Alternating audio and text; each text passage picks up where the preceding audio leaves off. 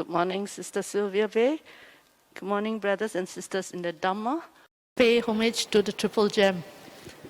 Arahan Samma Sambuddho Bhagava Buddham Bhagavantam Avivademi Swakato Bhagavata Dhammo Dhamman Namasami Supatipano Bhagavato Sanwakasanho Sangham Namami. Let's pay our respects to the Buddha. Namo tassa bhagavato arahato samma sambuddhassa. Namo tassa bhagavato arahato samma sambuddhassa. Namo tassa bhagavato arahato samma sambuddhassa. Going for refuge. Buddhang saranang gacchami. Dhammang saranang gacchami. Sanghang saranang gacchami. Dutiyampi Buddhang saranang gacchami. Dutiyampi Dhammang saranang gacchami. Dutiyampi Sanghang saranang gacchami. Tatiyampi Buddhang saranang gacchami. Tatiyampi Dhammang saranang gacchami. Tatiyampi Sanghang saranang gacchami. Let's take the 5 precepts. Panatipata Veramani Sikkhapadang Samadhiyami.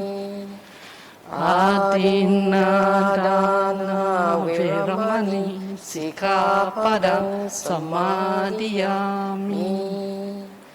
Kamesu Miccācara Veramani Sikkhapadang Samadhiyami. Musavada Veramani Sikkhapadang Samadhiyami. Surameraya Majjhapamadātana Veramani Sikkhapadang Samadhiyami. Recollection of the Buddha, Dhamma and the Sangha. Itipiso Bhagava Arahang Samma Sambuddho Vijjacārana Sampano Sugato Lokavidu Anuttaro Purisa Dhammasarati Satta Deva Manusanang Buddho Bhagavati Swakato Bhagavata Dhammo Sanditiko Akaliko Ehipasiko Opanaiko Bachatam Veditabo Vinyuhiti. Recollection of the Sangha. Supatipano Bhagavato Sāvaka Ujjupatipano Bhagavato Sāvaka Nyāyapatipano Bhagavato Sāvaka Samicipatipano Bhagavato Sāvaka Yadidang Cattari Purisa Yugani Atta Purisa Puggala Esa Bhagavato Sāvaka Ahuneyo Pahuneyo Dak kineyo anjalikaraniyo anuttarang punyaketang lokasati. Sadhu, sadhu, sadhu. Brothers and sisters in the Dhamma, today we have Sister Sylvia Bay with us to talk about Sabbāsava Sutta. The first couple of slides are the simpler ones, not too taxing on the mind. You can take your time to regain strong activity, okay? Now, today we're going to talk about Sabbāsava. Sabbā means all, everything. Āsavā, I will explain shortly. In my mind, this is one of the truly beautiful suttas which really, really demonstrate the incredible brilliance, the ingenious of the Buddha. So I will explain in the next slide why we are doing this sutta and what's the significance of the sutta. Then we will talk about āsavas, I will explain āsavas, before we go into the sutta in full. All the paras in the sutta. So today will be a fairly long session, okay? Before we'll end with final thoughts. Take a moment to digest the words. I said that this is about negating 7 staining habits of a regular mind. Let me explain. If you look at your own mind, no need to look at other people's mind, just your own. On a daily basis, at any one time, would you say that your mind is spinning a story? It's talking by itself. That talking by itself, I call it narrative. Okay? So a regular mind talks a lot, and it always talks about me, I. And when it talks about other people, it will also talk about other people in relation to me and to I, to myself.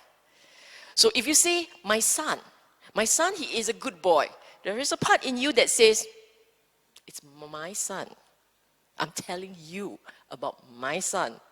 So it's about you, not about our boy, okay? So the first habit of a regular mind is narrative, talks, spin stories, construct stories. And the stories are all about himself. The second habit of a regular mind is it drifts. It will float, move from object to object to object to object. So your narratives, when it drifts, is really drifting about whatever catches your attention, then your narrative starts. Whether the attention that it catches is within you or outside, you see something, oh, it reminds me of the other day, reminds me of last year, something like that. So as it drifts, it will get caught by something, it will land, and then your narrative will start. So the two things are working together. Look at your own mind. The third part, we say, I use the word essential. And that's because in your life, there are things that are necessary for you to be alive. Food is necessary, clothing for modesty, otherwise police catch. And housing, medicine, these are all essentials, okay? So your mind, when dealing with essentials, will also get caught up by the essentials. That's why we all have fondness, so much attachment to food. Food is an essential. But after a while, food is not about essential. Food is about pleasure, okay? painful and pleasurable. Absolute nature of life. There will be things you like and there will be things that hurts you. And your mind will only be caught up by these two. What gives you pain and what gives you pleasure. And the final thing, which we will talk about, the last two things, but the final one that is caught up with the regular mind is unwholesome. You look at your own mind, okay? If you are national average, now we must not talk about the way above national average. We just talk about the national average. A national average is not 50-50 wholesome, unwholesome. It's probably a chunk unwholesome, some chunks neutral, neither unwholesome nor wholesome. And that small bit, or maybe a bit more, wholesome. What do I mean? How often a day do you think about metta or karuna? It's very conditional and situational and episodic. Your metta, your karuna, the patience, they are all very episodic. More often than not, your mind is caught up with, I want this, I want that, I prefer this, can you not do that? All these are unwholesome, okay? And the last one is my own word. I call it fumigation. Fumigation actually because this last thing, it is not part of your habit. But if you're going to be a sincere practitioner of the path, fumigation must become your habit. Okay? I will explain it. When you go into the sutta, you will see what they mean. So we are trying to negate six staining habits, with the seventh one being to really do it clean. So it's fumigation in the sense that you're really cleaning down to your core, the essence of your mind, the deepest recesses of the mind. Okay? And the Buddha introduced 7 methods to tackle each of them. 7 methods. At the end of this talk, you will be equipped with 7 ways of tackling the habits, the unhelpful habits of the mind. How beautiful is that? This sutta original audience, the first audience, were monks. So sometimes people will say, hey, they are taught to monks. How is that relevant to lay people? I feel very strongly that they are just as useful for lay people. For lay people, know the methods, you can use it to tackle certain habits in your regular life. Lay people doesn't mean you cannot walk the path. You will have your lay duties and responsibilities, but at the same time, you too want to be happy. You too want to understand the Dhamma so that you can be heir of the Buddha's Dhamma. And if you want to be heir of the Buddha's Dhamma, you must know his teaching and the methods of taming the mind. So I said, particularly for serious practitioners, you really must know these methods and make them a part of your regular habits. Along with your regular mind, have these habits, these methods, methodology to help you tackle your regular minds, okay? Finally, a critical point, I think, is we're doing all these things so that we can experience peace, ease. I love this word, ease. Because just as we become sick in the body and the mind, the regular mind is a bit unwell, so your regular mind has dis-ease.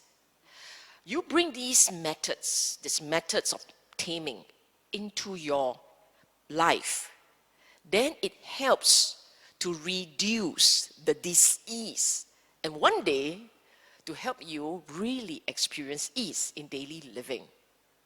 And 4, spiritual awakening. Okay? So what are āsavas? I am introducing many thesaurus-like words here because actually there isn't a very good English word to replace āsavas. These are two languages, and āsavas has a depth of meaning which a single English word can point to it but can't quite capture. So the result is, if you go away with just the English word, you may not get a full sense of how problematic these āsavas are, okay? How insidious. So I introduce words, and if you can remember the different words, then you might be able to get a feel of what this means. Bhante Bhikkhu Bodhi said this in an article. There is a stock phrase, a stock passage in the sutta, which the Buddha will introduce, was used to explain āsavas. Buddha used several words to explain āsavas. So Bhikkhu Bodhi put out this stock phrase. Āsavas are states that defile, bring renewal of existence, give trouble, ripen in suffering, and lead to future birth, aging, and death. The stock phrase, you can go look for it as an example in Majjhima Nikaya 36, Mahasaccaka Sutta, okay? Towards the end of Mahasaccaka Sutta. And what does this tell you? This āsavas has several functions. Āsavas defile, means it stain your mind. It stains the mind, it causes the mind to become unwholesome, polluted, okay? And the staining, this defilement, causes you to come again and again. You note, this brings renewal of existence, lead to future birth. They're separated by two other words. Which means to say, bringing renewal of existence is not about this life and past life and next life. It literally is this life. You remember earlier on we talked about narrative, how your mind keeps spinning stories?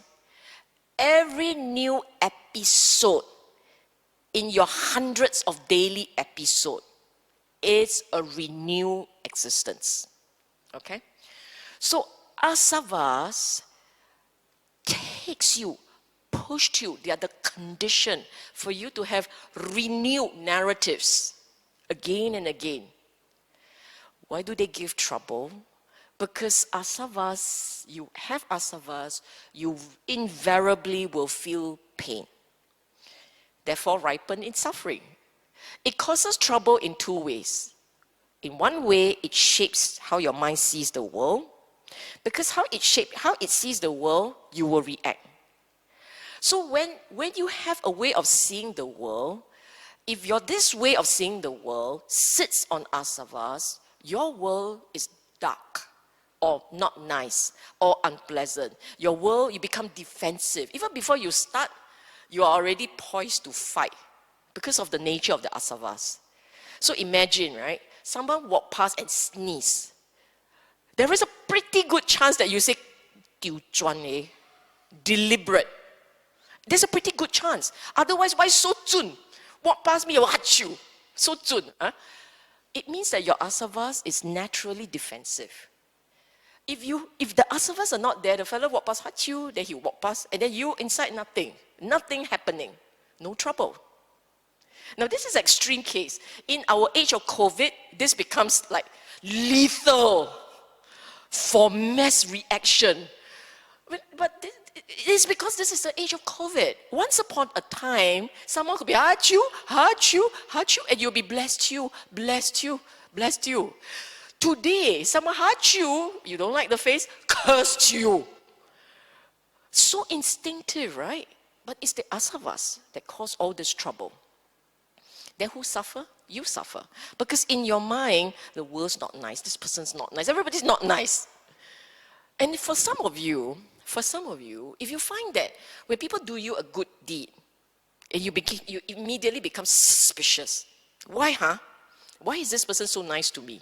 When you are like this, actually what it means is your akusala, your āsavas are very strong. Because if you don't have suspicion, you will not have this reaction. There isn't a part in you that say, why is he being nice to me? What is his objective? You won't have this problem. But because there is āsavas within, because of the āsavas within, you will have this negative, instinctively negative suspicion arising. Okay? This is all about āsavas, leading to future birth, aging, and death. This one is about rebirth. You die, the form breaks up, there will be another arising, and then we start again. You start again, this time your 30 kilo of āsavas follow you. Okay? Alternative translations to the word, I said that I'm going to introduce several words, some words that will give you an idea, a better feel of āsavas. So alternative translations, you have cankers, defilements, fermentations, corruptions, pollutants, and so on.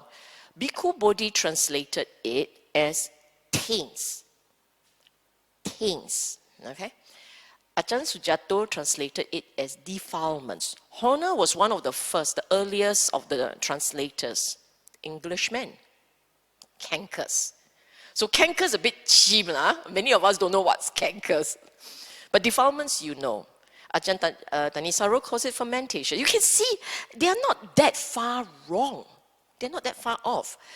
Because if you look at that stop phrase in the sutta, it seems to imply all these, pollute, all these words, defilements, fermentations, corruption, etc., etc. So know that āsavas has the characteristics of doing the above and being the above. Huh? How many āsavas are there? Most Pali texts will talk about 3 types. So that's why there are more. MN2, MN9, DN33. Majjhima Nikaya 2, which is this one. This one is Majjhima Nikaya 2. Majjhima Nikaya 9, I think it's Samaditthi. And Digha Nikaya 33 is Sangiti, recital in an assembly. Okay? And what it means is your 3 āsavas, and I'm going to just mention this once, just remember it once. Kāmāsava, bhavāsava, avijjāsava. I was going to move the mouse and I don't think you don't see it. Okay, kāmāsavas. Okay, kāma here means sensual delight. This is Pali, not Sanskrit. Sanskrit would have been karma. No, karma sutta. Karma sutta. That is sensual, but that was sexual. But this kāmāsava is sensual. Sensual is not about sex. Sensual really is about the connection with the external world. Whatever that you experience through your sense bases, what you see, what you hear, smell, taste, touch. This is karma with 1 M, not 2. Okay? And kāmāsavas means you are human with form and a capacity to interact with the external world. There is a part in you that gets very caught up by the experiences, the experiential interaction with the world out there. Then after you have interacted happily, you store memory of the interactions. Those memories are therefore your bhavāsavas, amongst other things, okay? Bhavāsavas actually means the mind becoming, being, that's the mind. And bhavāsava, I understand there is a technical glitch, so I'm pausing for a while. Okay, so I start again? Some Pali text, yeah. The entire, so sorry, yeah. But you know, a measure of our practice is khanti, patience, okay? So if you're enjoying this, don't worry, there are 16 more to enjoy. 16 more slides. Oh, it's quite long, huh? Okay. Some Pali texts mention 3 āsavas, okay? Kāmāsavas, bhavāsavas, avijjāsavas. Kāmāsavas are taints or pollutants that happen, that are there when there is this engagement with the external world. So it will be how you enjoy and how you react to sense impressions experienced from your eyes, ear, nose, mouth, and form, the body, okay? Bhavāsavas. So there are, when you have experienced the world out there, okay? When you experience the world out there, you will have memory. You will stop memory. Pleasant and unpleasant, pleasant and painful. Those memories that are pleasant, you want to revisit. You will want to think about them, enjoy them again. Cannot taste the food, never mind. I can imagine my delight, imagine the taste of the food. All those constructions experienced through the mind, they are bhava, becoming, bhava. So taints associated, taints that stem from the mental recollection and mental experience.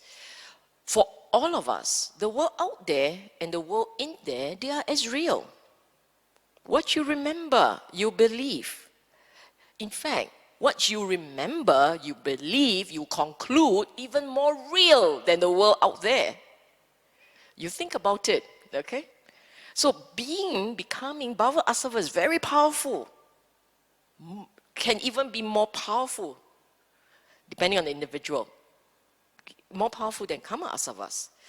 But the mother of all āsavas, the power one, that one is ignorance.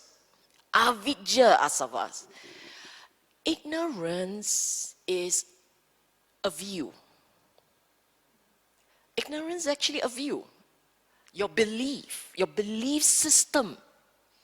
And how you lead your life, where you want to take it. Are you going to be a practitioner, layperson, novena, whatever it is? All this sits on your view, your understanding, your conclusions, your perceptions. We call it ignorance because these views are very totally, fervently held, staunchly held views. And even when you know that these views are not healthy and not helpful, you don't want to let them go. That's why they're ignorance, you see? Ignorant. So what I mean, we all know first, second, third, fourth noble truths. Don't know me? Even the primary school kids would know. Everybody knows the 4 noble truths. And the first and second and third, the correlation is like this. When there is craving, there is dukkha. The stronger your craving, the more painful it is. The more dukkha you experience. So what's the logic? Calm the craving, tame the craving, and dukkha will cease, will go down. But how do we take this? Oh, yeah, never mind. Give this cow a bit of craving is okay. A little bit of craving is fine. That is our belief. that is ignorant, no? Because we don't want to let it go. We know that when we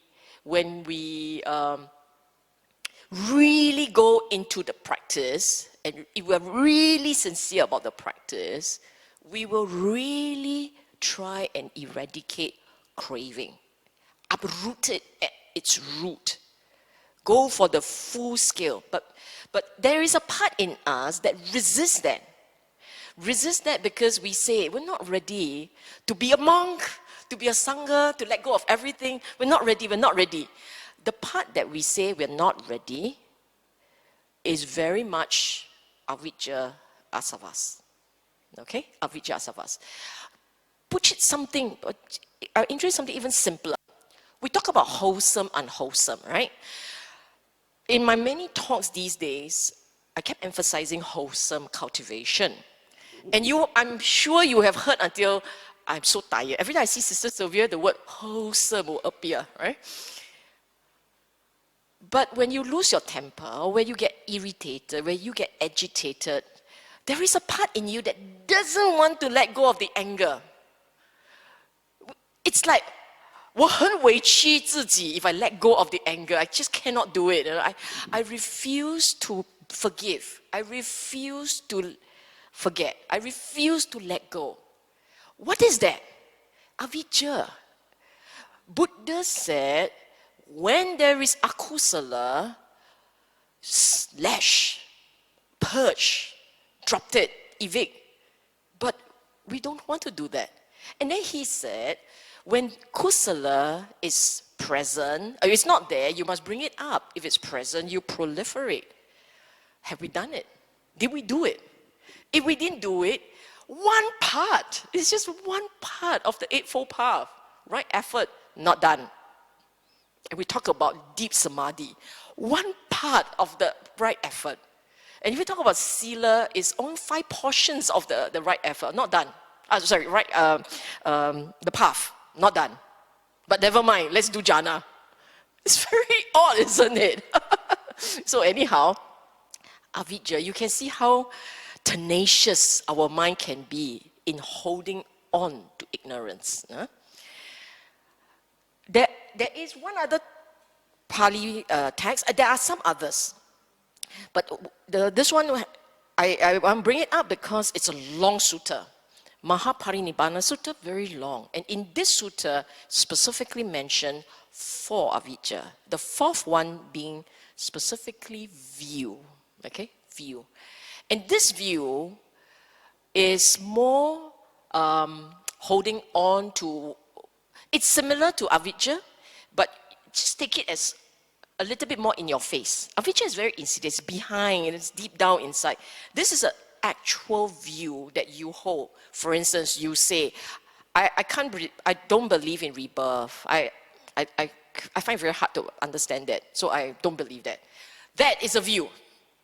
And then you hold on to the view to the end of life, and then kena rebirth. Sorry. Sorry. It just happens. So that's view. Huh? Complete destruction of āsavas is synonymous with awakening, meaning arahant. So, when I go through the āsavas, now we're going into the āsavas. Huh? When we go through the āsavas, I want you to be familiar with all 7 of them. Be familiar with all 7 of them. And then we see whether you can spot a very cute pattern in the 7 āsavas. We see if you can spot, okay? Cameraman and fellas here, I expect that you answer questions afterwards, huh? The cameraman and the crew here, okay? Sutta. Thus have I heard, on one occasion, the Blessed One was living at Savatthi in Jetavana, Jeta Grove, Anathapindika's park. Anathapindika's park. There, the Buddha addressed the monks thus: Bhikkhu, I shall teach you a discourse on the restraint of all the taints. Here, the word is restraint. Sometimes you see the word removal, so it's stronger, okay? Sabbāsava in itself is just all taints, all of the taints. Sabbā, all, āsavas, taints. Listen and attend closely to what I shall say. This sentence here means the Buddha wants people to pay very close attention to all the words. And we are always encouraged that when you're listening to the Dhamma, don't eat, don't chat, don't get distracted, don't check your handphone, check your whatever, play game, nothing. Listening to the Dhamma, listen attentively, and you can catch what is beautiful, okay? Because I say that the destruction of all the taints, is for one who knows and sees, not for one who does not know and see. Who knows and sees what? Wise attention and unwise attention. When one attends unwisely, unarisen taints, a reason taints increase. When one attends wisely, unarisen taints do not arise, arisen taints are abandoned. These two parts, attending wisely, and then the taints, present or not, increase. These two parts are the foundation of the practice here, in all of them. These two you must remember. One who knows and sees means one who has knowledge. And as he practices, he will have insight. He will have an experiential knowing of the mind, the nature of the mind, and the practice. So when he used this word, who knows, one who knows and sees, it is a practitioner, a serious practitioner, who is not a beginner. He is already on the path. So Buddha was essentially talking to monks who already were serious on the path. And he was telling them, you guys doing correctly, your practice is good, you know and see. It's because as you experience it, this is not a one-time knowing and one-time seeing. It's as you practice, the knowledge increases, the seeing deepens. You see more, you understand more. And so, Buddha cannot say one who knows, gradually knows, and eventually knows a lot, and one who sees a bit now, then later on see a lot. One go. Sees, knows. Okay? Critical element of success in the practice is wise attention. Okay? Now, I bring in the word yoniso manasikara and ayoniso manasikara because I think for some of you who go for meditation retreats, learn deep meditation type under different teachers, you probably would be told this word. Yoniso, ayoniso. Yoniso, wise. Ayoniso, not wise. Now, manasikara is attention. So basically what is happening is you will steer. It is steering, lending your attention, placing your attention on the right thing, not on the wrong thing. Okay? The idea here is, if manasikara is a natural state of mind, it's a part of life. If you remember nama, rupa, nama, mind, mentality, rupa, materiality, nama, rupa, nama has 5 parts.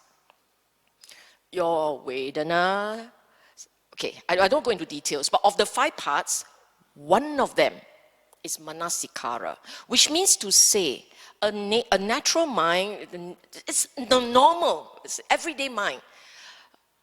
Anybody's mind, okay? Anybody's mind has the capacity to steer and land. So if you look at your own mind, right? Right now, you're listening to me, and I say, you are listening to me, your attention goes to the ear. I want you to look at the words. Your attention goes to the words. So this point transiting between the ear and the words, hearing and the words, that transition is steering. That is manasikara, okay? And you can be steering wisely or unwisely. So this is what the Buddha said. Pay the correct attention, steer wisely, lend the attention correctly, you're okay. You're practicing correctly. You lend the attention wrongly, go focus on the wrong thing, pay attention on the wrong thing, that will cause problems. That will increase the taints. So one part is attention, wise steering. Another part which I will introduce later is another word, reflecting. But that one will come in the next page.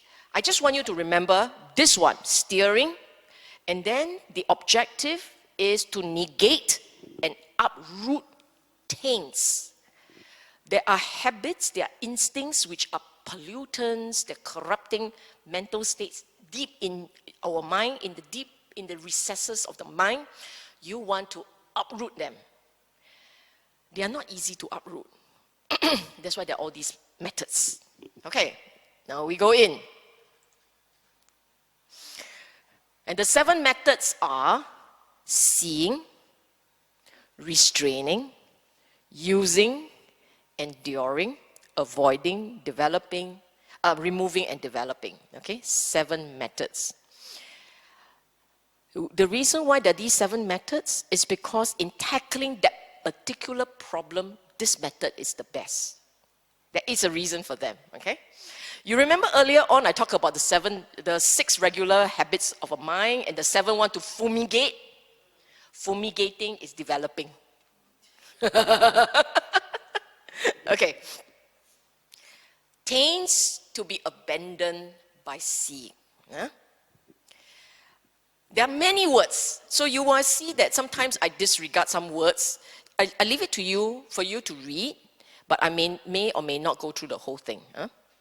What taint should be abandoned by seeing? And there's a few words here I pick up. An untaught, ordinary person. Point 1. No regards for noble ones. Point 2. Unskilled, undisciplined in the Dhamma. Point 3. 4. No regard for true men, unskilled and disciplined. 4 points. What does this mean? Just this alone. This alone describes the regular person. A regular person, if you are someone who is unfamiliar with the Dhamma, completely unfamiliar, and most of you here probably are not untaught, meaning you have some knowledge. But if you have no knowledge, you are completely untaught. If you have some knowledge, you have some training, some teaching. But look at the rest. No regard for noble ones, unskilled, undisciplined. They are 2 different things. Huh? So some of us have some knowledge of the Dhamma, some knowledge of the information because we go for classes, we attend talks carefully, judiciously, every Sunday, Saturday, Monday, Tuesday, Wednesday, we attend talks. So you have some knowledge. And when you see a practitioner, you, Bante, you're very happy, very joyous, you serve them. So you have 2. But what about unskilled, undisciplined? In the Dhamma, in the discipline. So you also have to incorporate the teaching, the understanding into your daily life. If you don't incorporate into your daily life, you're number 3. You are still into this category. You see that? Unskilled means you don't know how to do it. Undisciplined, you're not even doing it properly. Unskilled means you don't know how to do it properly. Undisciplined means you're not consistent in your application. So many of us may actually fall into this category, okay? Even the ones who attend retreats and very, very good, very attentive in serving the Sangha and always listening to them. But, when it comes to daily life, lacking in application or very inconsistent. Okay? The fourth one, no regard for true men. There is a slight difference here. True men means good people. Noble ones are really your practitioners. Here, when we talk about noble, it means someone who has either already into the stream, they are one of the 4 areas, or the practice is really solid. We don't know any better whether or not they are aryas. But if their practice is very solid, very good, they're very inspiring. So that's why they're called noble ones. The true is actually just a translation. It's saparisa. It's a good man. One who is maybe true to the practice, or maybe he's a good person, very upright, very normal, very moral. Not normal, moral. No regard for very good people. And also unskilled and so on. Huh? These people, these features say that the person does not understand what things are fit for attention and what things are unfit for attention. Meaning, you put your attention on the wrong thing, and when you do that, it will cause you to have kāmāsava, bhavāsava, avijjāsava go up. If they are not there, they will appear. If they are there, they will increase. And then it's the other way around. Fit for attention means when you pay attention correctly, karma, bhava, and avijjāsavas will all diminish. Okay? Now, so what are the things which are unfit for attention? By attending to things unfit for attention, oh wow, all my words are here. Never mind. You read on your own. I will move on to the next one. Huh? It's more exciting to go on. Sorry, you want to look at the other one again? When I explained it earlier, it was all explained already. Untaught, ordinary mind, disinterested in spiritual practice, doesn't know better. Remember, I already explained earlier. I forgot that I have a slide that captures everything, you see. So I was busy explaining and I forgot I had this wonderful slide here. So on your own time, and on your own time, own target, you read this. Huh? More importantly is to keep going. Did I miss out any slide? Okay. This is how he attends unwisely. This portion I will spend quite a bit of time explaining because this part is called narratives. Remember earlier on I said one of the habits of a regular mind is narratives. The constructions, the story spinning that we do so instinctively, so spontaneously, all the time, the whole day. Even when you go on retreat, even when you're listening to Dhamma, we might still be spinning all these, okay? So he said, this is how he attends unwisely. Was I in the past? Was I not in the past? What was I in the past? How was I in the past? Having been what? What did I become in the past? Should I be in the future? Should I not be in the future? What should I be in the future? Etc., etc., etc. And then one more, inwardly perplexed about present. So either he's spending all his time ruminating in the past, reminiscing, recollecting, haw in the past, or when young, actually you know, when you are younger, you tend to spend more time in the future. When you are older, you tend to spend more time in the past. And this is not just, it is not physical age alone that helps, but it also is in your mind. If you're very young at heart, you'll still be looking in the future. And if you're very old at heart, you are already at 16. Yesterday I was like that, last year I was like that, and so on and so forth, okay? So The third one, which is really cute, is present. Even when we are in the present. You see, people say that, oh, be in the present, you're fine. But the Buddha said, when you're in the present, this is happening. You are still spinning story. Am I? Am I not? What am I? How am I? Where has this been come from? Where will it go? So what does it mean? Am I not? Do you think I said the wrong thing to him? Do you think he will be upset with me? Hey, what are they saying about me now? Hey, should I be doing this? Will people think badly of me? Huh? Isn't that all you're spinning? And my children, after they're not happy, how? Huh? This is all spinning, right? This is spinning, storytelling. So a typical habit of a regular mind, caught up, seized, spinning narratives and stories, and they all will revolve around I and me. And the mind enjoys these recitals. Why do I say that? Look, when you're telling stories about what happened to you yesterday, 想当年, and then oh, you get into this violin and everything all come out, but you enjoy it. You enjoy it.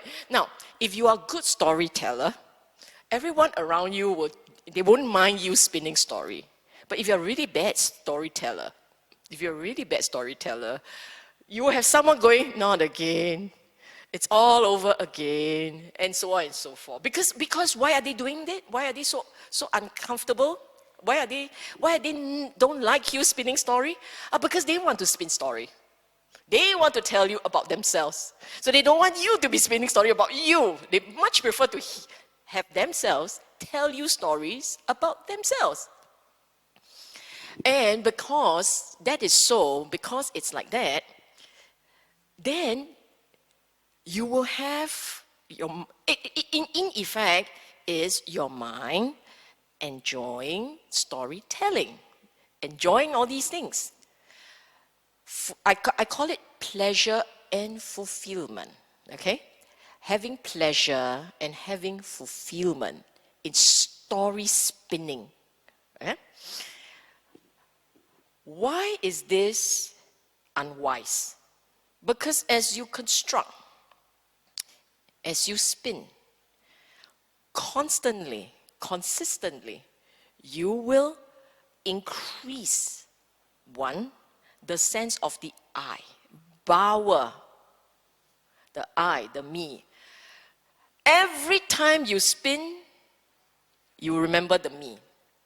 Every time you spin, there is a delighting in that delight. Okay, every time you spin, you delight. And every time you delight, avijja gets harder and harder to be let go of. Okay?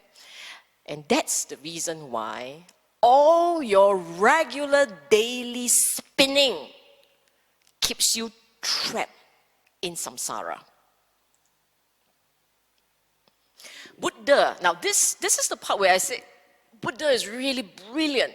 You look at the words, see if you understand it. When he attends unwisely, in this way, one of 6 views arises in him as true and established. One of 6 views, which means to say, for all of us, for any of us, this habit to talk about yourself, embedded there, is definitely one of these 6. Okay? Embedded there, the self, embedded there is definitely one of these 6. There is no 7. Okay? And what are they? Buddha said, atta exists for me. Translated, Bhikkhu Bodhi, they translated it as self. Atta exists for me. I call it eternalism Eternalism means the belief that this self is permanent and it lives forever. In many of us, isn't there this sense that the self doesn't die, the being doesn't die, being lives on? So when you have that sense that being lives on, it's a view, it's a belief. And that belief, you are not new, you're not the first one to have this view. Centuries of people hold onto this view.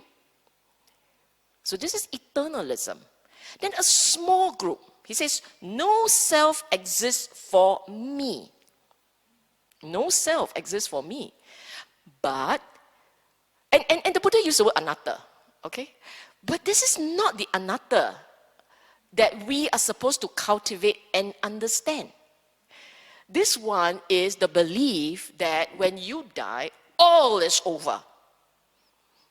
For those of you who have been listening to my talk, you know I call this worm food, meaning you die and then the worms feed on you.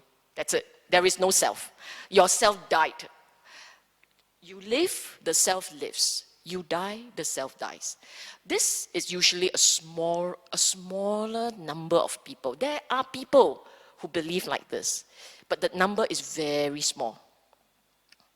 These are the sort of people that, in Buddha's time, they are called materialists, meaning it's the form that is the self. When the form dies, the self dies. Okay? The third one says, third, fourth, and fifth. We are all guilty of 3, 4, and 5. Okay? 3 says, I perceive self with self. 4 says, I perceive not self with self. 5 says, I perceive self with not self. And then you go, what is this? What is this? Now, I want you to, if you can understand the explanation by the side, that's good. If you cannot understand the explanation, you go with me, okay? Here you are listening to a talk. So there is a listening going on, right? There is listening, and there is observing yourself listening. So listening, the talk, listening, these are objects. And in these objects, it's the activity. Then there is the observer. You are observing. There is observing. When there is observing, the mind is capable of saying, when there is observing, there is an observer. So that's why it says the observer, observing the event. Observing, observer, seeing. Okay? Your mind says it. So when it says here, I perceive self with self, it means you perceive that there is an observer and the observer is yourself. You perceive that there are things going on and the things going on is also part of the self. That's what it means. Okay? You are there is someone, there is a being watching. That being is the observer. Then there are all these activities. You're engaged in the activities. The activities, it's also self. So therefore, number 3 says, I perceive self with self. There is a perception of the activity as well as the observer. Both are self. Okay?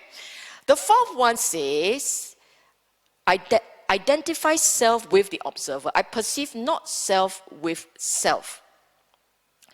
So number 4, perceive the observer as the self.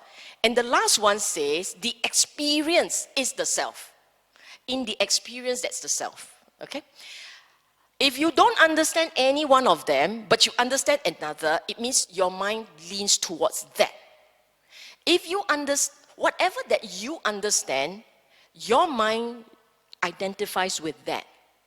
Whatever you don't understand, that is not your view. Your mind doesn't identify with that. So you can't quite understand what it says.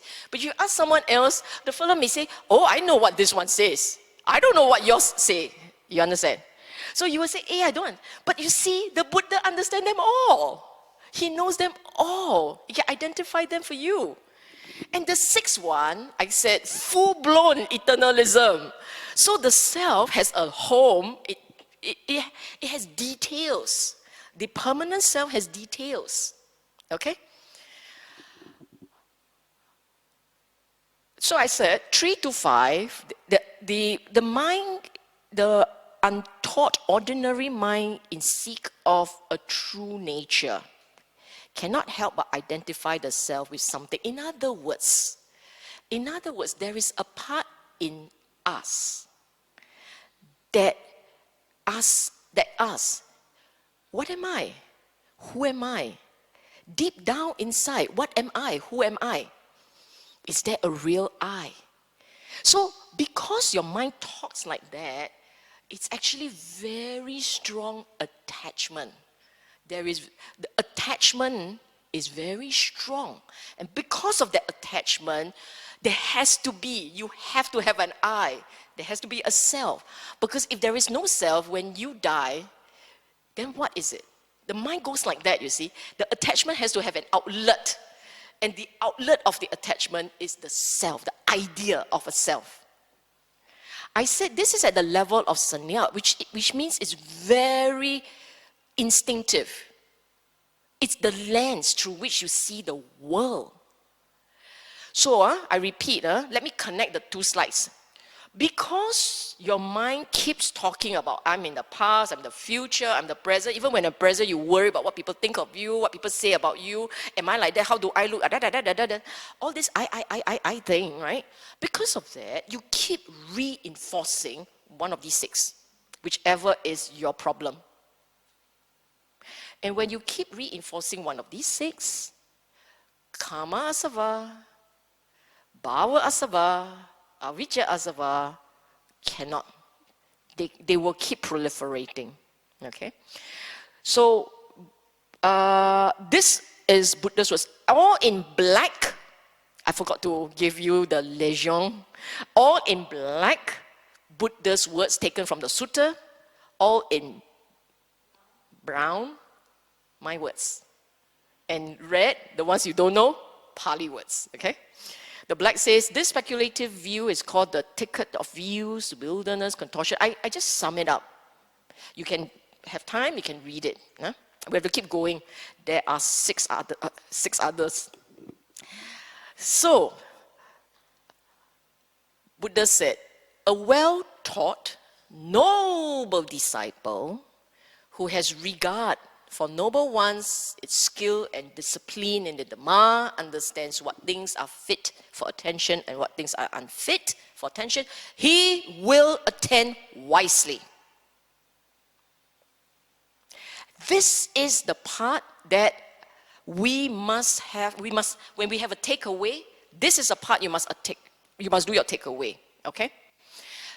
In all your aggregates, you see, he says skill and discipline in the Dhamma. What it means is, you know what is this methodology, you know what's the training method, and you apply carefully, consistently. Okay? And in this Dhamma, what is in the Dhamma? The Dhamma has the 5 aggregates, 6 sense spaces, 4 noble truths, 8-fold path, your tilakkhana, right? This is in the Dhamma.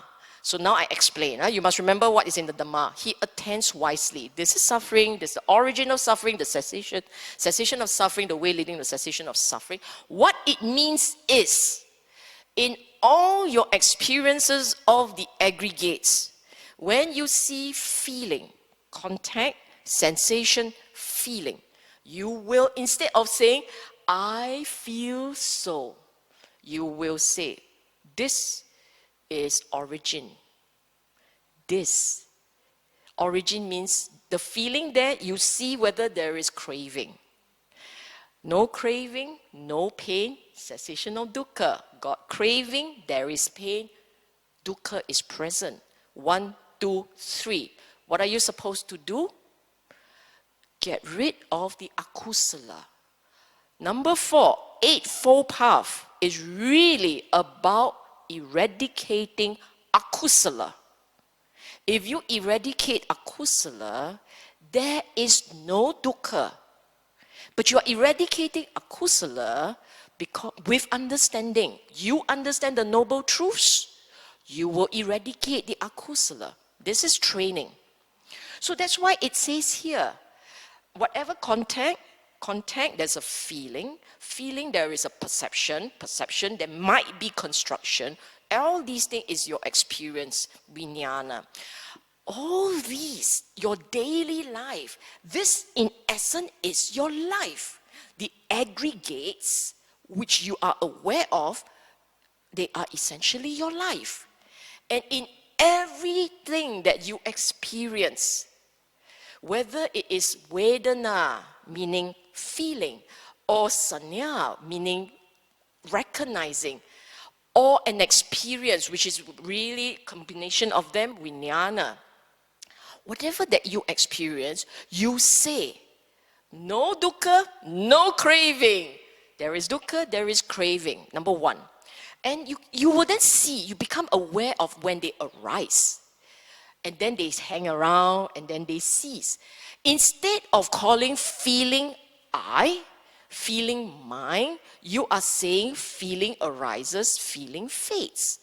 Feeling is conditionally arisen, and there is good feeling because there is no dukkha, there is wholesome mental energy, so good feeling.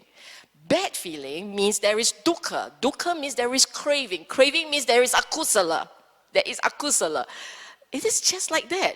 So you learn to drop, learn to let go, okay? I know that I've written many words there. I think I've explained them all, okay? I've explained them all in this flow. Just one point I have not explained, which is the last one. Do this often enough, it will gain stream entry. This is called the taints, abandoned by seeing. Why seeing? You have to see for yourself the nature of your mind, how the mind works, how it talks, how in its talking, its conversation, you keep increasing all the āsavas. Instead, if you are sharp enough, you're mindful, look at the word reflect. Oh, I didn't highlight the word reflect. I think earlier on it's there. Reflect. Reflect means as you perceive, as you see, as you sense, you must recognize, and then you must straight away think about the noble truths. Noble truth in this way. I have a sensation, it is unpleasant. If it's unpleasant, it is unpleasant. Dukkha means it's dukkha. Dukkha means there's craving. First and second noble truth. When there is dukkha, there is craving. When there is craving, there is akusala. That is why Buddha kept emphasizing kusala, kusala. When it is kusala, there is no craving. No craving, no dukkha, cessation of dukkha. The noble truth. Nothing to be tearing your hair out over. This is really the Dhamma, pure. You do this often enough, then what will happen is the mind starts to realize that there is no I. The I is construction, it's narratives. The more you construct, the stronger the I is perceived. The more you can let that go, the more the I, the idea of that self will start to dissipate, okay? And it is the Buddha himself who said that you do this well, you will enter the stream. Because you look at the words he said, when he attends wisely. In this way, 3 fetters are abandoned in him. Personality view, which is self-view, doubt, and adherence to rules and observances, right? 3 fetters are abandoned. These are called the taints that should be abandoned by seeing. Therefore, this method 1, done correctly, consistently, skillfully, will help the individual enter the stream, because it will crack the mind's habit of keep seeing a self. So I would strongly urge you to revisit this and go through the teachings again. The way he said it. You don't have to look at my notes if you don't like, but you must look at his words very carefully, okay? The second one. This one deals with the drifting mind. Remember earlier on we talked about the narrative mind, and this is a mind that kind of drifts. For a mind that drifts, the Buddha said, what taints should be abandoned by restraining? Yes, reflecting wisely abides with the eye faculty restrained. When your eye faculty are restrained, the taints, vexation, fever that may arise in one who abides with the eye faculty unrestrained, there are no taints, vexation, and fever in one who abides with the eye faculty restrained. Okay? So again, this is about, I said this is a drifting mind. Why?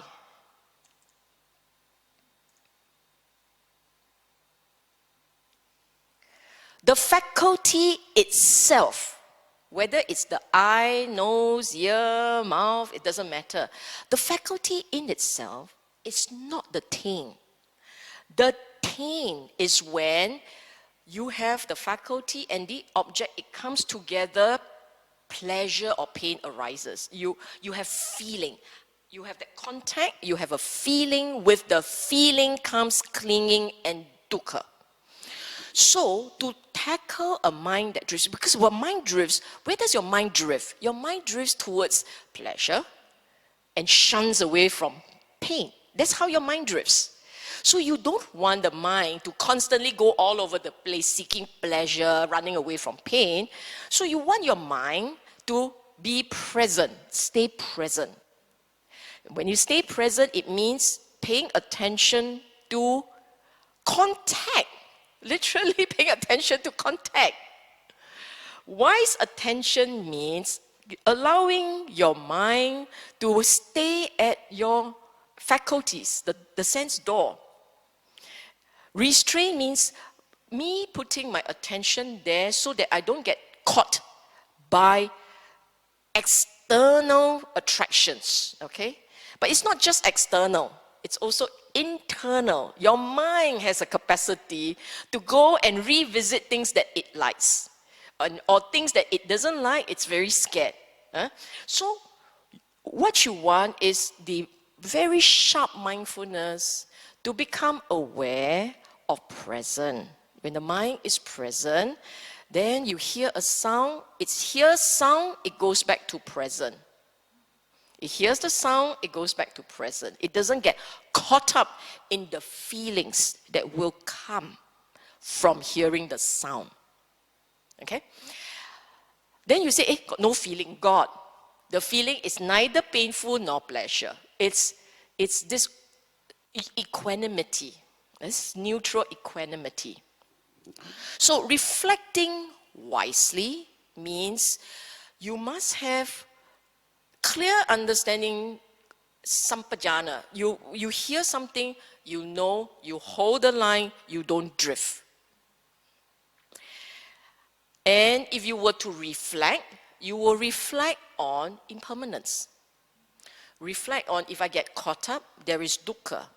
If I don't get caught up, no dukkha. So you learn to temper, learn to pipe down the strong mental reactions. You basically, in the early part of the practice, you may find that your reactions are very strong and can be very extreme. But as you constantly practice restraint, at some point you will find that your feelings and reactions are all moderated, more peaceful, calmer, okay? It's gentler. You understand this? You don't catch the attention properly, you will go into delight and enjoy. you catch it properly, it stays there. It doesn't mean that you do not have pleasure. You will still have, because you have a tongue. And your tongue can differentiate nice taste, bad taste. It can still differentiate. So when it is a taste that is agreeable, you will experience pleasure. What you do not get into is pleasure to the extreme and therefore so memorable. And because it's so memorable, you will have first the taste that you enjoy, then the memory that you revisit.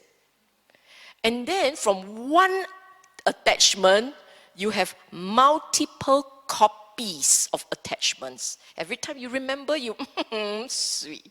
Every time you remember, you, lovely. You keep doing that. If you keep doing that, kāmāsava, bhavāsava, avijjāsava are your long-standing companions. Okay? Next, taints to be abandoned by using. Remember earlier on I talked about essential? Essential? Look, I won't read this, I won't read through this. I will sum it up for you. You look at the first one, they're in different colors so that you can see it better. The first one says robes. Reflecting wisely uses robe for protection from cold, heat, contact with this, that, and other. So, if you are a practitioner, you will remember that the clothes are really for protection against the elements, for concealing, for keeping warm.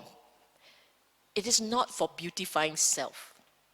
It is not for making fashion statement so that the I looks better, feels good about himself.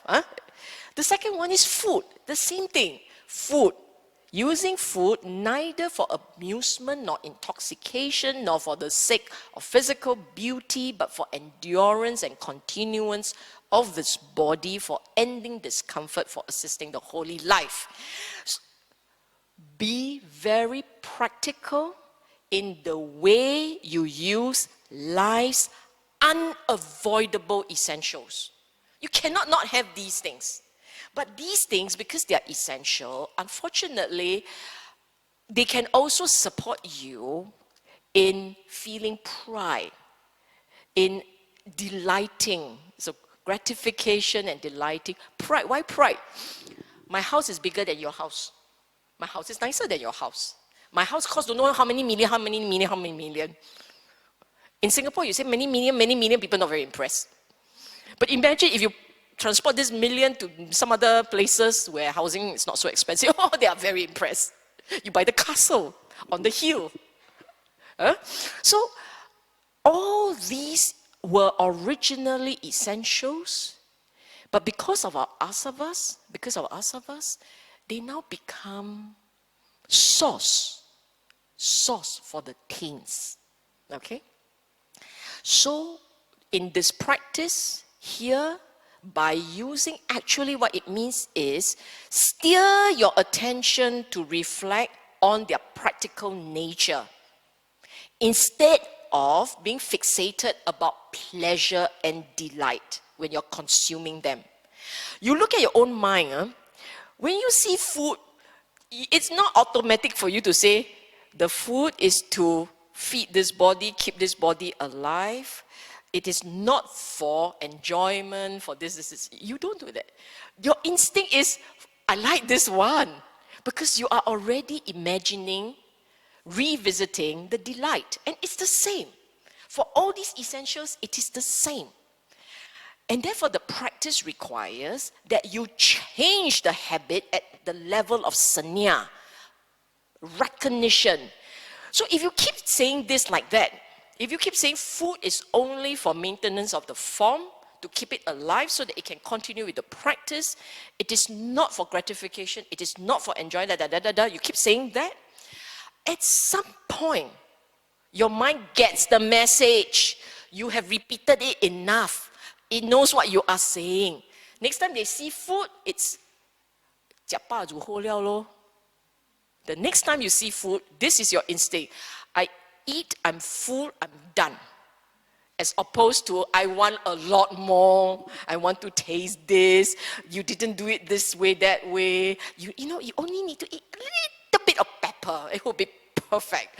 You won't have this problem anymore, okay? You don't have to go around carrying your own pepper or salt. Taints to be abandoned by enduring. And what does this mean? Again, I will not read through this. It basically means there are experiences which are very unpleasant. Painful on the body, unpleasant on the mind. And because of that, it's unavoidable. It's just like that. Because of that, it's very instinctive for your agitation to come up. And when your agitation arises, your karma, for sure, when there is agitation, akusala, right? The sense of the self will go up. Every time you look at your own mind, you look at your own experience, every time you experience unpleasantness, painful feeling, there is this sense of, I don't like this. I don't like this. I want to get rid of this. It is within my power to do something to get rid of this. So the mind has this fixation about wanting to get rid. But in the wanting to get rid, the I will swell.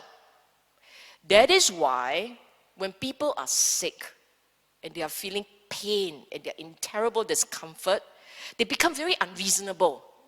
They demand. They have that sense of entitlement. And you say, why is this person, the self, so big? It's a lot of pain. The pain will create the sense of the self, the I. Okay? So, you are a practitioner. You must become aware of unpleasant as unpleasant, painful as painful. See the rising, see the fading. See it come up, see it goes away. Okay? But see that there is no arising of a desire to push. You don't have that sense of wanting to push, to avert, to go. They are different. That's the correct word. There are different stages of a mental experience. Unpleasant comes first, then arising desire to avert comes next. They don't come up together. It's just it may be a nanosecond split, but it is sequential. So if your training is sharp, if your mindfulness is sharp, you could actually see 1, unpleasant sensation, 2, nothing, no pushing, enduring. Patiently enduring. So that's why you see the Buddha talks about 2 things. He look at the words, he talks about the body, because the cold, the heat, the hunger, the thirst, the contact with all the mosquitoes and everything, that's the body. And then ill-spoken words, unwelcome words. What are they? They are 2 parts. Kāmāsava, bhavāsava. They're 2 parts. We can sometimes say, oh, I can endure pain. I sit for hours. My leg died. It's okay. I don't get affected. It died. I even feel that it dropped off. I'm okay. But you can't talk about me. You can't say that, wow, your meditation is so hopeless. I get very affected. You see what I'm saying? So, words and form, words that affect the mind and the experience of the form, both. As a practitioner, you have to observe rising and falling, impermanence, and that's it. Don't react. No need to react. Okay? Next time maybe I shouldn't do this. Just leave all the words there. Steer attention to mental states of patience, wisely recall, reflect on impermanence, conditional arising, and the correlation between dukkha and tanha. What does it mean? Tanha is craving, greed. Earlier on, I said there is a part in your mind that wants to push it away. That wanting to push away is tanha. You see your mind. If your mind says, I'm okay with the pain, I can live with this, straight away the sensation of dukkha will drop. That is the correlation you're looking out for. To see for yourself, first, second, third noble truths. Okay? Not a one-off exercise. All of these practices are really about reshaping, rewiring the mind. Whether it is changing the narratives to, instead of looking at I, mine, the past, the present, the current, it doesn't matter. We look at Four Noble Truths. Remember? Four Noble Truths. The second one says, pay attention to the contact, stay with the contact, rising, falling, that's it. You're looking at, you're boning up on your understanding of the aggregates, the impermanent, the Dhamma. This one talks about enduring and basically cultivating patience. Every time you accept, initially you tolerate, subsequently you just live with it. So when your verb changes, when that verb changes, you know your mind is changing. Say, I'm only tolerating this pain, It means you are really tolerating, you're lun, You're holding the line. When you say, oh, it's okay, I can live with this, you've changed the words. The pain is the same. The physical form pain is the same. But your attitude has changed. The baseline has changed. So if you keep doing this, at some point, your capacity to handle unpleasantness will increase significantly. Taints to be abandoned by avoiding. I said here that they are perceived to be harmless activities that you probably enjoy, innocent pleasures, but ultimately they are a source of backsliding. Okay? You look at what it said. He avoids something, he avoided like he is avoiding the wild elephant, meaning you see danger. You see the slightest danger in enjoyment. Avoid sitting on unsuitable chair, wandering to unsuitable resorts, associating with bad friends. Buddha, these are monks. They are monks, monastic. So monastic means, unsuitable chairs means comfortable chairs. Unsuitable resorts means resorts where they can enjoy. Maybe it's a loud place, you like company, you go to noisy places, maybe a place where it's very beautiful, it titillates your sense pleasures. The monk should go to the forest. This is Buddha's time, okay? Singapore a bit difficult, but the idea here is he must find a secluded place. And associating with bad friends. Buddha calls them bad friends. But if you enjoy indulging in gratification of sense pleasure, they are not bad friends. You might actually find them very fun companion. That's why I said this particular set is dealing with what appears to be innocent pleasures. And they are innocent pleasure. You think that, no, it's okay ma. Enjoy a bit, it's okay ma. Take a break. Take a break means avijja, okay? Here, reflecting wisely is you see the slightest leaning towards pleasure as dangerous for their practice. See, for a monk, the practice is everything. The practice takes them to the end. If they were to do a detour, you can detour very far before you come back. That's assuming you come back within this lifetime. So for the monk, they are gunning for nibbanā. The advice given to them is don't detour. Don't make that detour. Don't meander off the Dhamma path because you may not be able to find your way back. So they are supposed to take the practice so seriously that if they find their mind leaning towards gratification, delighting and gratification, they must pull it back. Avoid. Don't even put yourself in the situation where you have a chance to enjoy, because then you will slide. Okay?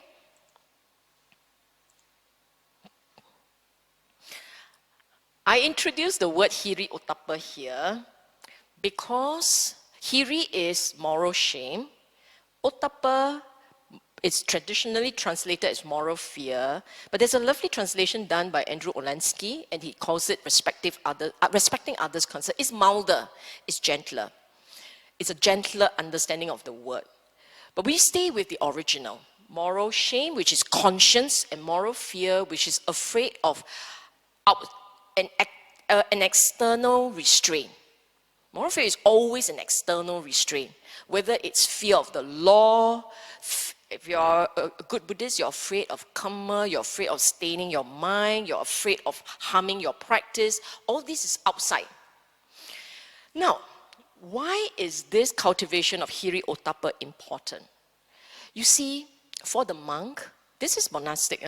For monastic, really the practice is your own, it's your own time target. No one is sitting down there with a cane and said, you better do this, and you better do it like this. You cannot stray here. No one is doing that. You have to self-regulate, self-govern. Actually, monastic or practitioner, lay practitioner, same. Self-regulation. So in your self-regulation, if your hiri is strong, if your conscience is strong, you will not transgress, not because of the words, but because your conscience doesn't allow you to. Okay?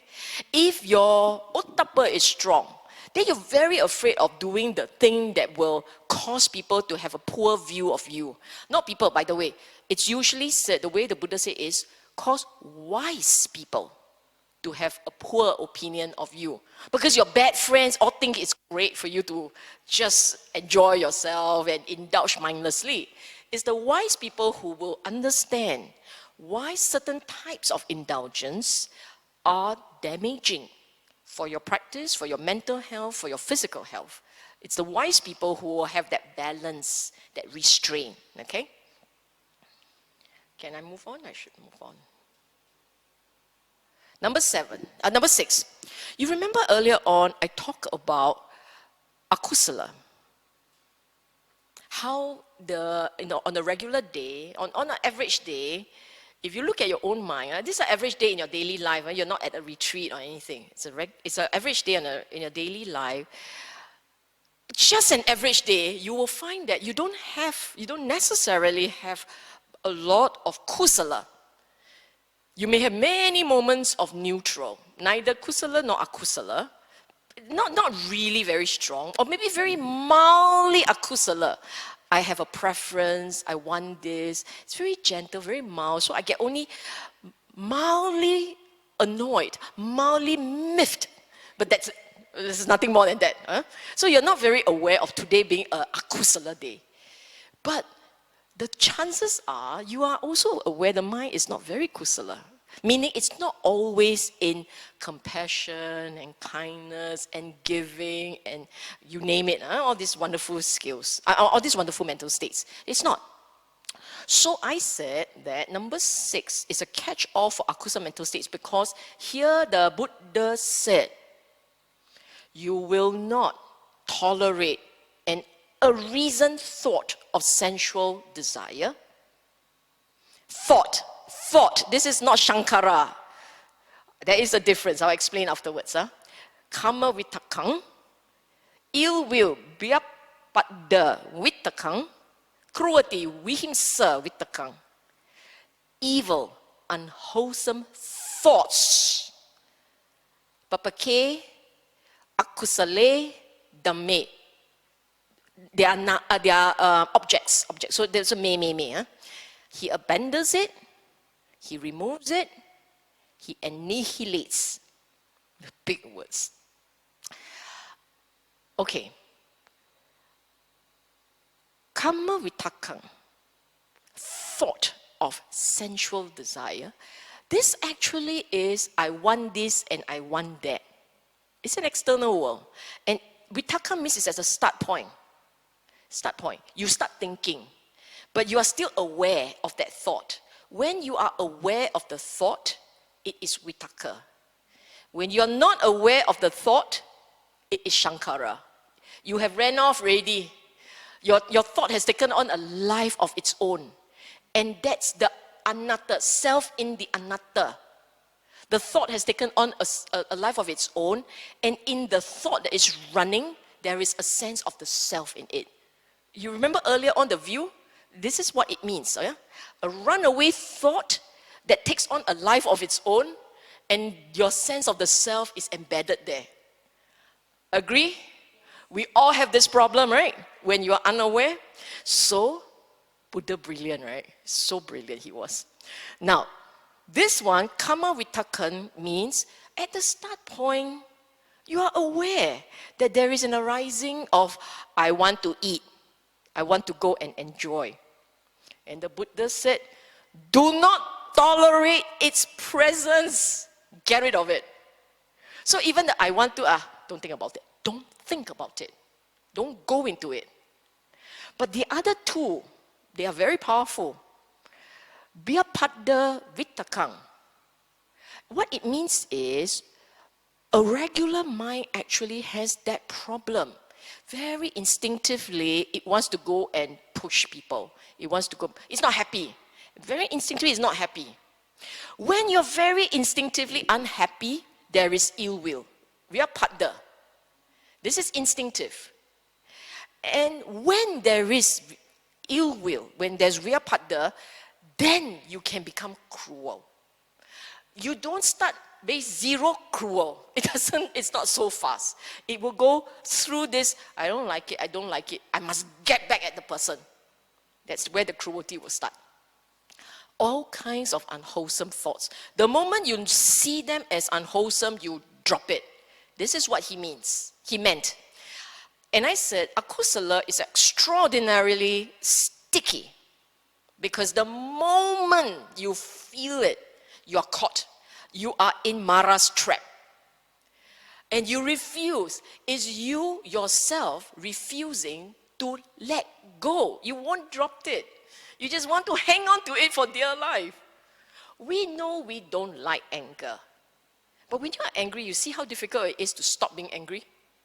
It's like, I cannot drop this. Then your mind will start talking. I think he's going to take me for granted.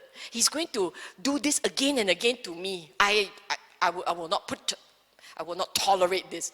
The I. Earlier on, you think about the past, you think of the future, and you think about the present. This is where the I is. It's caught up in the akusala. So, do not let vitakka become sankara and proliferate. Okay?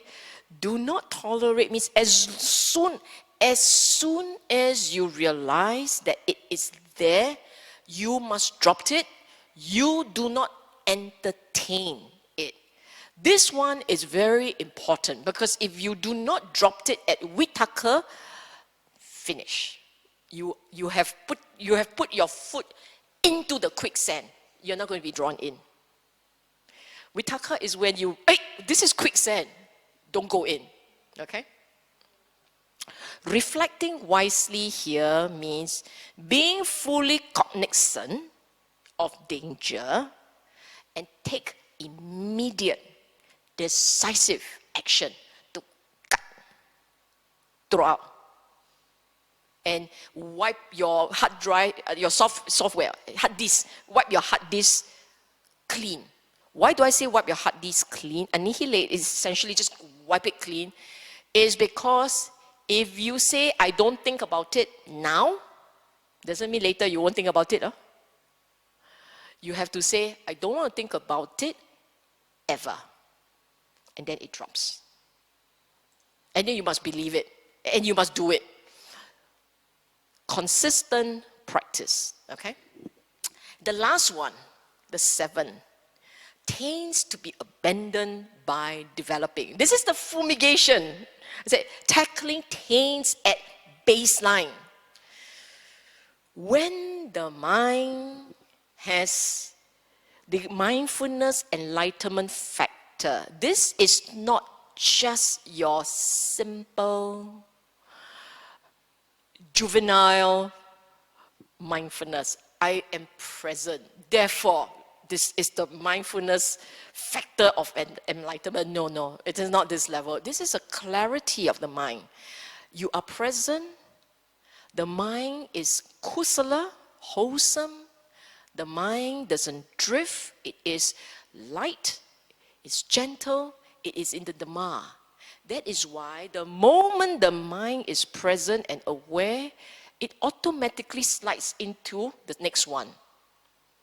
Investigation of states. It slides into the Dhamma investigation of states. Meaning to say, you start to examine your aggregates as impermanent, dukkha, non-self. You start to go along that line. It's always along that line. So he said, supported by seclusion, dispassion, cessation. Meaning there is a part in you that holds itself away from akusala. Seclusion. Holds itself away from the akusala, stays in the kusala, be mindful here, doesn't get caught up in the external environment. It's not in deep meditation, he's actually in daily life.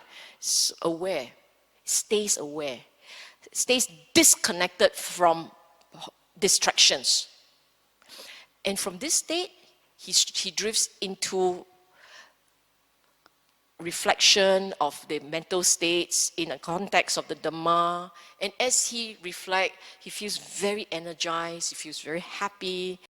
A sense of joy arises, the piti. He feels very, very quiet, very peaceful, it's tranquil, and the mind starts to stable. Concentration, samadhi, gets very stable. In this state, this guy can be in mindfulness, can be having this state of right mindfulness for a long while. He's very mindful. Wholesomeness and mindfulness, he will just go, drift, always in the Dhamma. And that sense of being attached to anything.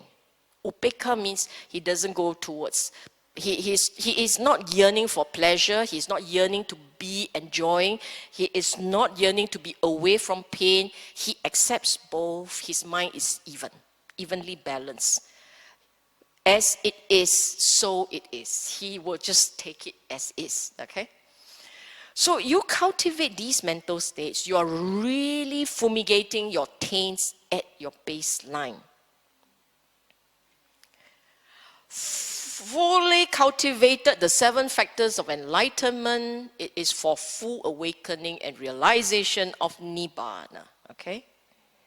Now, because Buddha said this, when for a bhikkhu, the taints that should be abandoned by seeing had been abandoned by seeing, the taints that should have been abandoned by restraining had been abandoned by restraining, and so on, using, enduring, and so on, then he is called a bhikkhu who dwells, restrained with the restraint of all the taints.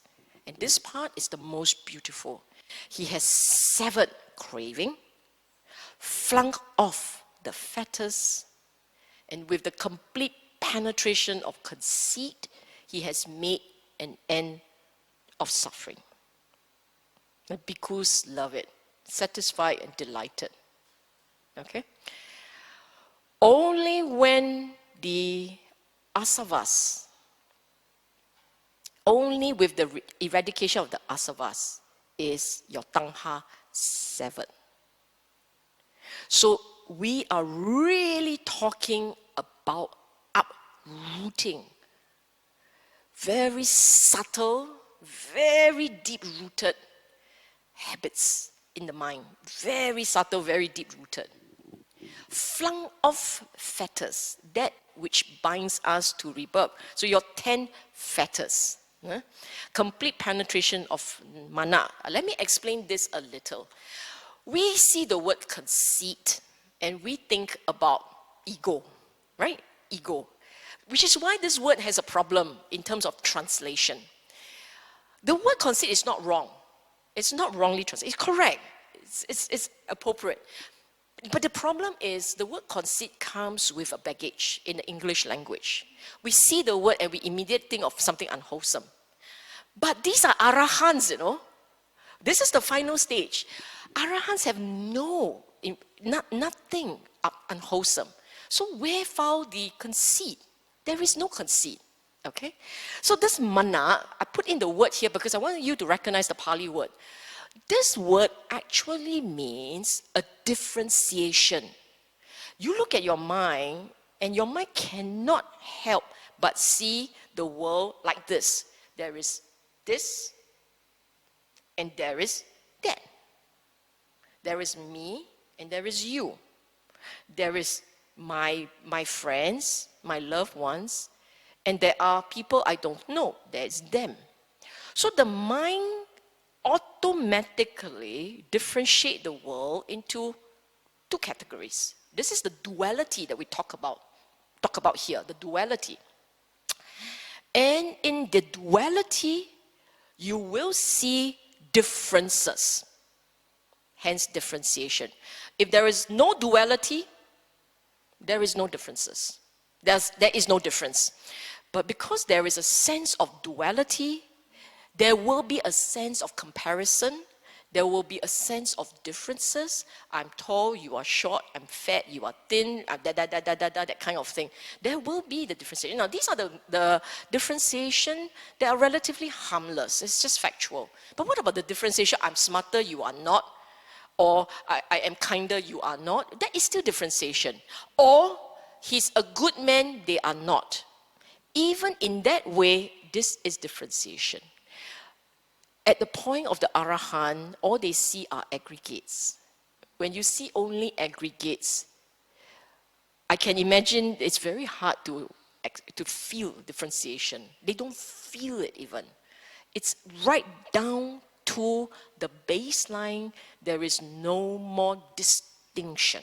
Okay? Oh, sorry. Remember my thing says final words, final thoughts.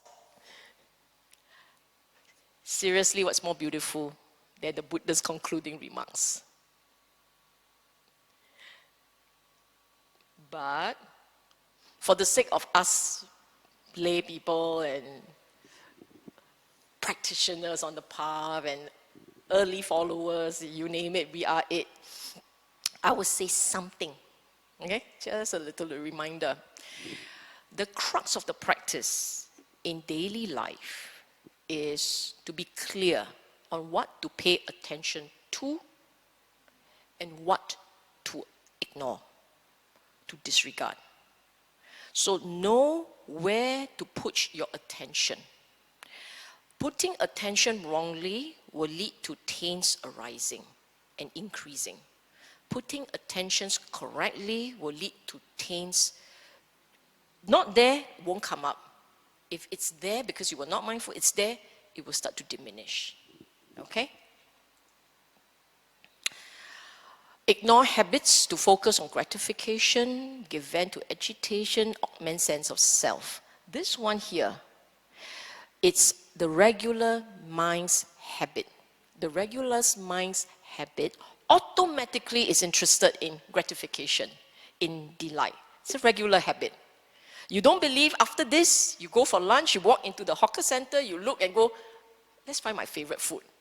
The mind automatically seeks delight, okay? And give vent to agitation. The other habit is when it doesn't feel good, there's a compulsion to push, to hit out. And when you do that, you are actually augmenting sense of self. That sense of self becomes very strong. Instead, focus on contemplating on the Dhamma. On the Dhamma. Wisdom, panya. On contentment, on kusala. So, let me put it this way. In your daily life, as soon as your mind is back in mindfulness, when it's somewhat mindful, straight away your mind says, I'm very grateful for the Dhamma. I'm very happy where I am. I'm very content. Ask for nothing. This is a great life. You feel the joy, you feel the metta, you share the metta. Share the metta, okay? This must become second nature to your mind. Second nature. Because if you can do this well enough, your life, daily life, is really living with ease. And the final one, final point, wise attention, wise reflection, will ensure. Money back guarantee will ensure removal of taints and will help us to complete our journey, realize nibbanā. Okay? Now, at the start of the talk, I ask, can you see a very cute pattern here?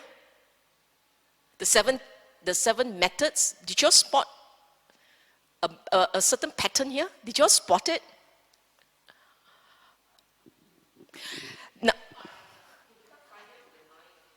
yes, that is true. Now, the 7 methods, they are not to be practiced sequentially. Okay? All 7 applies to you. All of them. Any one time, every day, that 7 must be your tools in that toolbox. You cannot, one day I think my clothes match this one, I will just take this accessory. No. All 7 must become a habit in your mind. Number 1.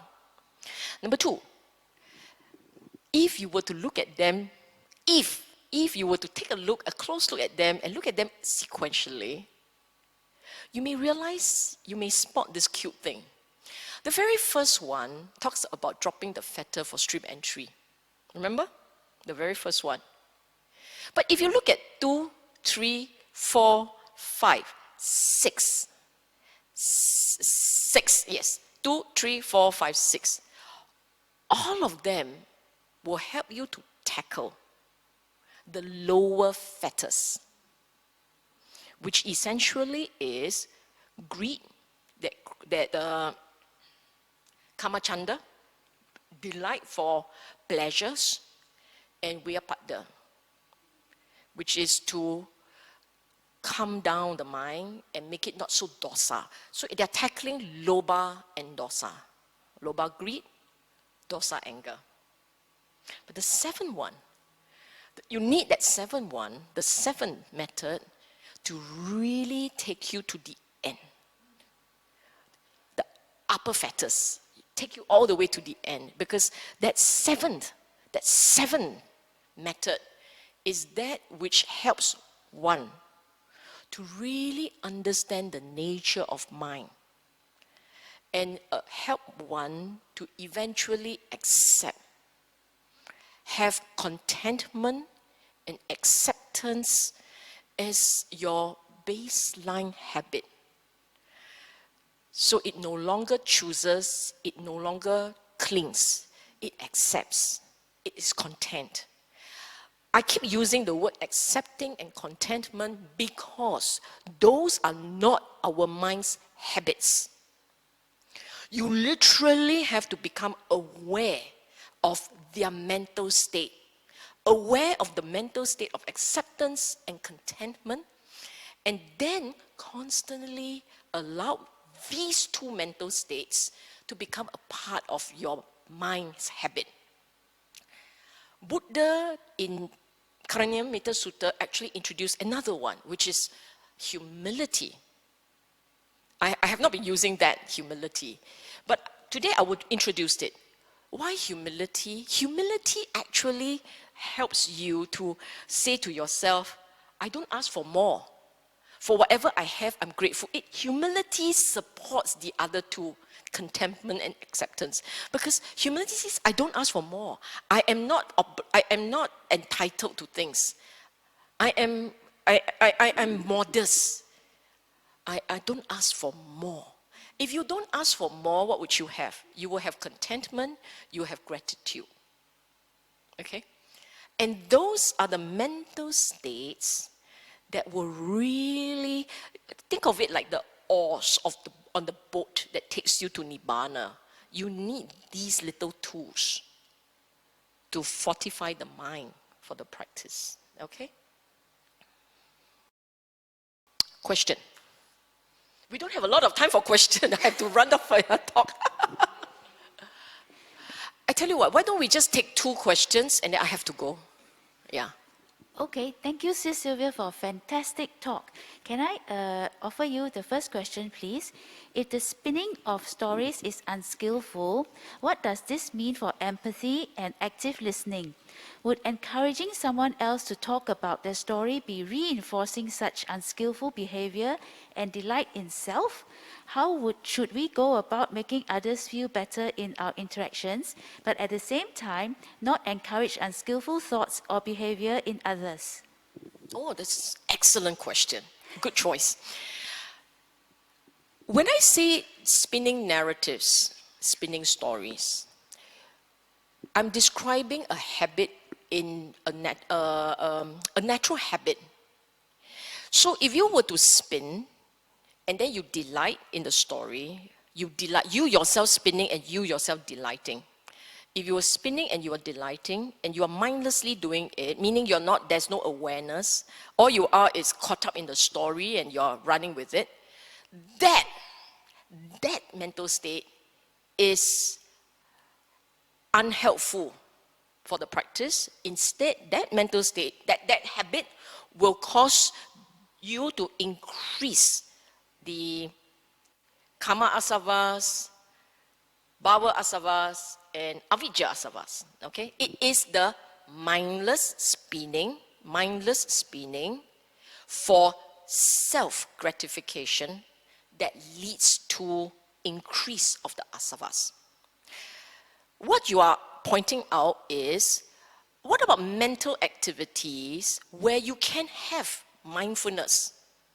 You can have that clarity, that mindfulness, and you can be careful not to enjoy the narratives, the spinning. So if you are, say, I would like to share with you a story about how the practice can be cultivated like this. And as you are sharing that story, actually it is a story of your practice. But you're not saying that this is my practice, this is how I enjoy it, look at me, see how good I am, okay, please everybody rejoice and clap, clap, clap. You're not doing any of this thing. You are just pointing out the elements that people can use, they can reflect on, they can improve on. And in all the explanation, you do not be mindless, meaning you lose track of that story and lose track of the point that you are trying to teach a lesson, teach a moral point here. Okay, you lose that. You never lost that. You are very careful to keep in mind the intent of sharing. And as you are explaining, you are also assessing, having some clarity on how people are listening or learning. So there is a part of your mind that is constantly aware. You're not enjoying, you are teaching points, you're teaching some points, people are learning, you are attentive to how they are learning and whether they're getting the point correctly. All this keeps you from getting caught up in the self. Okay?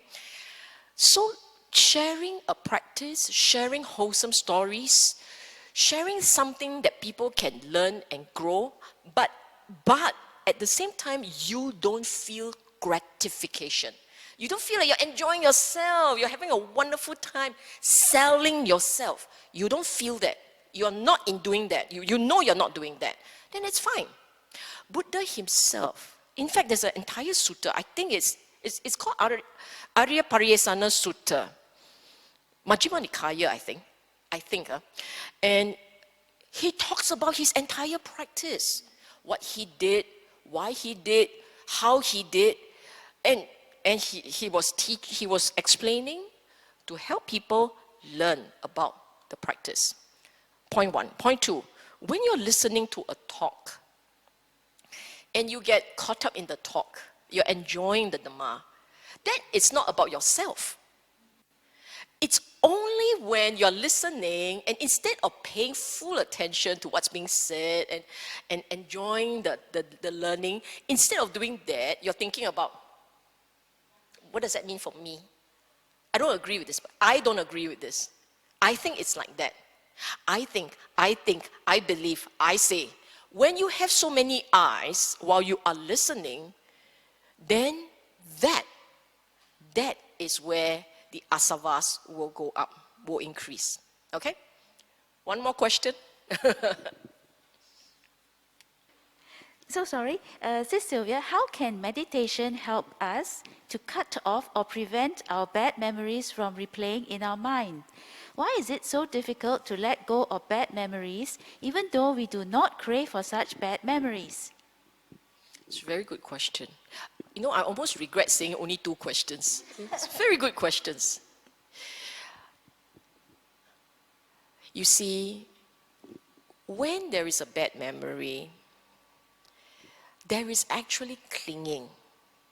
You have to see that the memory is a story, see it as an object. Clinging as a mental state, clinging as a mental state is separate from the story. Okay? If you are able to distinguish between the clinging energy, a clinging mental state, and that story, the narratives that upsets you, if you can see that difference, that distinction, then it is possible for you to forget, to drop. How? Because then the next time you become aware of the arising of this memory, instead of focusing on the narrative, you focus on the mental state of clinging. So your focus has shifted. Now you are focusing on the mental state of clinging and holding and preserving, but you're not paying attention to the story.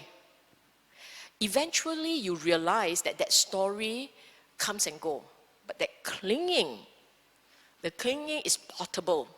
You can pot it around to cling for things, to cling for memories, to cling for experiences. Clinging is now ubiquitous, it's everywhere. You realize that this clinging habit is actually very much a part of the instinct. Okay? Meditation done correctly will help you to recognize clinging and holding. Not the same mental state. Clinging and holding are not the same. One is stronger, one is more intense, the other one lasts longer. Lasts longer. Clinging is very intense. Ouch! You can feel that pain. Holding is a reluctance to let go. They're not the same. Okay? So if you do meditation correctly, you will become aware of the mental states and the differences. And then that's when you can start to put the correct emphasis. So instead, as I said earlier, instead of looking at the object of the memory, which is just something that comes and goes, because there are many points in your mind where you don't have that memory. You may be thinking about other things. Then you think about other things, maybe the fear arises and then, it goes back to the memory. So you can actually have a break, but the clinging is always there. That clinging is what that brings up this memory. 1. 2, the more frightened you are of the memory, the more agitated you are about remembering something that you want to forget, you will then create in the mind the pathway to fear. It's a fear of, I'm going to experience that again. Then you have to also see that this fear or this helplessness feeling, this agitating, they are all separate mental states. They are not one lump. You want to use your meditation, your clarity of meditation to help you. You use that capacity of the mind to go quiet and observe. You use that ability to then differentiate the different types of mental states. That gives your mind something to do. So as your mind is engaged in trying to identify the different types of mental states, you will then become aware that actually they are all different mental states. And it's because of a habit that I lump them all together, and then they confront me as a mob of mental states. But if you are able to identify them as different mental states, then basically you're breaking their union, and you will feel that you are better at tackling the different mental states. Okay? I hope this helps. Thank you, Sis Sylvia, for the huge compassion in answering our doubts. Shall we go on to... I will just read one more a reminder to everyone. Huh? I usually like to remind everyone that the Dhamma is not just for ourselves, but for others also. So that we are so blessed to have the Dhamma, we must also share the blessings. Hence this reminder in gratitude. I shall read it again. If you had experienced joy listening to the Dhamma, do consider honoring our teacher by putting into practice his first teaching to the lay community. Be chaga, generous. Donate, help, give support of time and energy to a worthy charity or spiritual organization of your choice, at your convenience. Be joyous in the giving. We must never take for granted the blessings that we have enjoyed in this life. As our forerunners had done it right by us, we must continue the good work for those who come after. May the Dhamma last long. May we continue to enjoy supportive conditions for learning and practice. And may we never deviate from the true teaching as long as life lasts. Sadhu, sadhu. Let us dedicate merits, inviting all the devas here and sentient beings to participate in our acquired merits. Ettavata cha amhehi sampatang punya sampadang sabbe deva anumodantu sabba sampati siddhya. Ettavata cha amhehi sampadang punya sampadang sabbe bhuta anumodantu sabba sampati siddhya. Ettavata cha amhehi sampadang punya sampadang sabbe satta anumodantu sabba sampati siddhya. Dedication of merits to our departed relatives and friends. Idang me nyatinang hotu sukita hontu nyatayo. Idang me nyatinang hotu sukita hontu nyatayo. Idang me nyatinang hotu sukita hontu nyatayo. Closing homage, let us pay respects to the Triple Gem. Arahang Sama Sambuddho Bhagava Buddhang Bhagavantang Abhivademi.